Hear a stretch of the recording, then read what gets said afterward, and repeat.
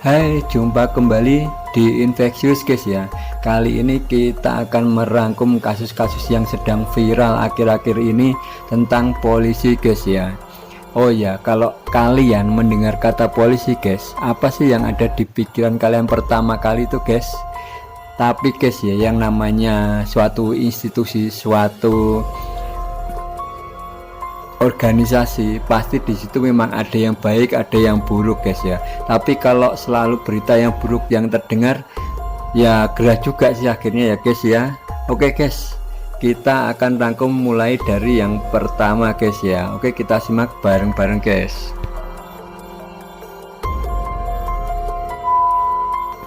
Yang pertama guys, kasus ini viral karena munculnya tagar percuma lapor polisi guys ya. Jadi kasus ini tentang 3 orang anak yang diperkosa oleh bapaknya, tapi oleh Polres setempat diabaikan guys. Katanya dari visum yang dilakukan oleh Polres setempat itu tidak diketemukan luka di kemaluan atau dubur dari 3 anak ini guys. Sedangkan versi ibunya ini sudah melakukan visum di rumah sakit yang berbeda dan ditemukan luka itu guys. Yang bikin lebih rumit ini, kasus ini udah terjadi di tahun 2019 yang lalu guys, jadi 2 tahun yang lalu, dan sepertinya tampuk kepemimpinan di Polres ini sudah berganti guys. Jadi saya Kapolresnya sudah berganti, karena itu kasus ini ditarik ke Mabes Polri ya guys ya. Oke, kita lihat kasus yang kedua ya guys. Yang kedua ini pada tanggal 12 Oktober guys ya. Ini seorang Kapolsek dari Parigi, Sulawesi Tenggara memperkosa anak tersangka narkoba guys. Jadi si anak ini diiming-imingi bahwa bapaknya akan dibebaskan dari penjara jika dia mau melayani nafsu bejat dari si Kapolsek ini guys. Dan akhirnya si anak ini memenuhi apa yang diinginkan oleh si Kapolsek ini. Di sebuah hotel dia disetubui oleh Kapolsek ini, tapi ternyata sampai sekarang si bapak ini masih mendekam di penjara guys. Dan akhirnya si Kapolsek ini dipecat dari kepolisian secara tidak hormat guys ya. Dan kabarnya si Kapolsek ini masih mengajukan banding. Oke, kita lihat kasus yang ketiga ya guys ya. Kasus viral yang ketiga ini, ada anggota polisi yang membanting seorang mahasiswa yang sedang berdemo di Tangerang, Banten guys ya. Itu terjadinya kalau nggak salah pada saat hari ulang tahunnya Banten guys ya. Jadi si mahasiswa ini dibanting ala smackdown oleh seorang polisi sampai dia ini kejang-kejang dan pingsan guys ya. Dan tapi setelah diperiksakan ternyata si mahasiswa ini tidak mengalami luka yang serius, dan kasus ini tetap berlanjut di jalur hukum karena itu sesuai dengan permintaan si mahasiswa yang bersangkutan ini ya guys ya. Yang ketiga ini ada seorang oknum polisi lalu lintas di daerah Deli Serdang guys. Dia ini memukul jatuh seorang pria di pinggir jalan guys ya. Jadi awalnya ini terjadi percecokan dengan si polisi dengan si korban ini. Akhirnya si polisi ini tidak bisa mengendalikan emosinya dan memukul si korban ini. Dan tapi memang guys, setelah diperiksa ternyata si korban ini dia orang yang sedang mabuk narkoba guys ya. Tapi apapun alasannya, ini tidak pantas dilakukan oleh seorang oknum kepolisian guys ya, apalagi dilakukan di tempat umum.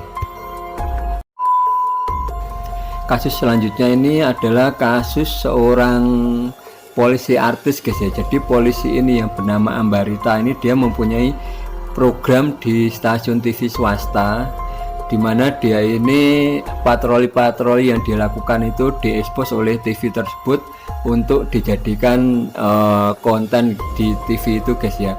Nah akhirnya dia ini tersandung masalah karena dia memeriksa HP seorang warga tanpa SOP yang jelas guys ya. Padahal si warga ini tidak diduga melakukan kejahatan dan dia tidak dibekali surat tugas untuk memeriksa HP si warga ini. Oke guys, kita lihat kasus yang selanjutnya ya guys ya.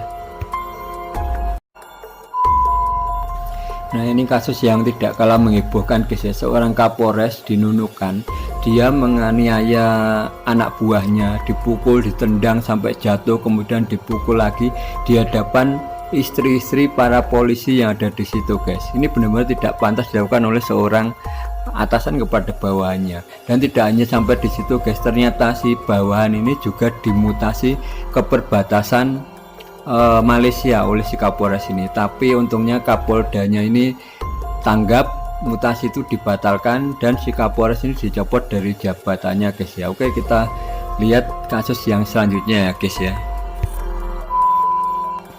Lagi-lagi kasus melibatkan polsek guys ya, dimana anggota polsek Kota Limbaru di Deli Serdang sana, dia ini memperkosa istri tersangka narkoba guys.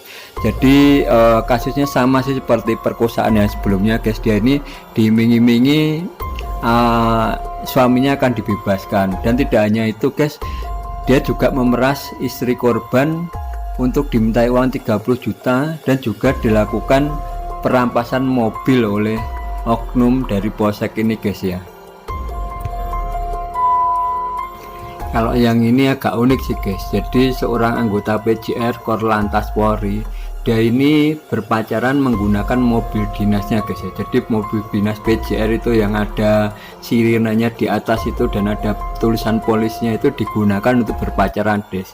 Dan parahnya guys, ini diunggah sendiri oleh pacar si polisi ini guys di akun media sosialnya, akhirnya tersebar dan viral, dan itu akhirnya menjadi bumerang sehingga si oknum polisi ini akhirnya dihukum guys ya. Ini benar-benar nggak pantas ditiru. Dia memanfaatkan fasilitasnya untuk kepentingan pribadinya guys. Oke, kita lihat kasus yang selanjutnya ya guys ya. Nah, ini lagi-lagi motifnya tentang asmara guys ya. Kalau yang tadi itu tentang perkosaan dan ruda paksa, sekarang ini konflik asmara guys. Jadi dari seorang oknum polisi dengan temannya. Jadi seorang polisi di Lombok Timur di Nusa Tenggara Barat ini akhirnya menembak mati sesama polisi guys ya. Jadi rekan kerjanya sendiri ditembak mati karena alasannya istri atau pacar si pelaku ini ternyata dipacari oleh korban guys. Jadi akhirnya terjadi konflik dan akhirnya pelaku ini menembak si korban yang ternyata adalah temennya sesama polisi guys. Oke, kita lihat kasus viral yang selanjutnya ya guys ya. Jadi kasus ini mungkin yang paling tidak viral guys ya dibandingkan dengan kasus yang lainnya guys ya. Jadi kasus ini ada seorang Kapolres Luwu Utara, dia terjerat kasus rekayasa penembakan buron guys. Jadi dia melaporkan kepada atasannya tidak sesuai yang terjadi di lapangan guys ya. Dia mengatakan bahwa si orang yang ditembak ini, buron yang ditembak ini katanya melawan dan mencoba untuk kabur. Tapi kenyataannya setelah dilakukan penyelidikan, si buron ini ternyata tidak melawan dan tidak kabur guys, tapi ditembak sebanyak 5 kali oleh Kapolres ini dan dilaporkan tidak sesuai dengan kenyataan. Karena itu dia diproses oleh Divisi Propam di kepolisian guys ya. Tidak pakai lama, segera copot PTDH dan kemudian proses pidana. Kapolres harus mampu menegur anggotanya yang di level polsek. Demikian juga Kapolda harus melakukan langkah tegas terhadap anggota-anggota di bawahnya. Kalau nggak mampu, saya ambil alih. Begitu banyaknya pemberitaan negatif tentang polisi-polisi di berbagai daerah ini guys ya, dalam 1 bulan terakhir ini benar-benar menampar institusi kepolisian guys ya, sehingga pada akhirnya Bapak Kapolri Jenderal Polisi Listio Sigit Prabowo ini meradang guys ya. Jadi dia memberikan instruksi kepada jajaran di bawahnya, Kapolda untuk bisa mengontrol Kapolres, Kapolres untuk bisa mengontrol Kapolsek, dan jika diketahui melakukan kesalahan harus segera tegas ditindak, dicopot jabatannya dan dipecat dengan tidak hormat. Jika tidak mampu maka akan langsung diambil alih oleh Bapak Kapolri langsung guys ya. Itulah instruksi tegas seorang Kapolri pada saat ini guys ya. Tapi instruksi itu sudah diberikan beberapa hari yang lalu, jauh-jauh hari sebelumnya, tapi ternyata masih banyak oknum-oknum kepolisian di lapangan itu yang berani melanggar guys ya. Oke, kita patut berikan apresiasi kepada Bapak Kapolri, dan kita akan lihat dan kontrol bareng-bareng perbaikan yang dilakukan oleh kepolisian melalui petinggi-petingginya, agar pelayanan bawahan-bawahan polisi yang ada di lapangan ini lebih baik kepada masyarakat. Katanya melayani dan mengayomi, semoga kedepannya bisa seperti itu. Oke guys, terima kasih untuk supportnya. Berikan komen, like, dan subscribe. Berikan masukan juga yang membangun. Semoga kita bisa sama-sama maju. Oke, sampai jumpa di konten yang berikutnya. Ciao.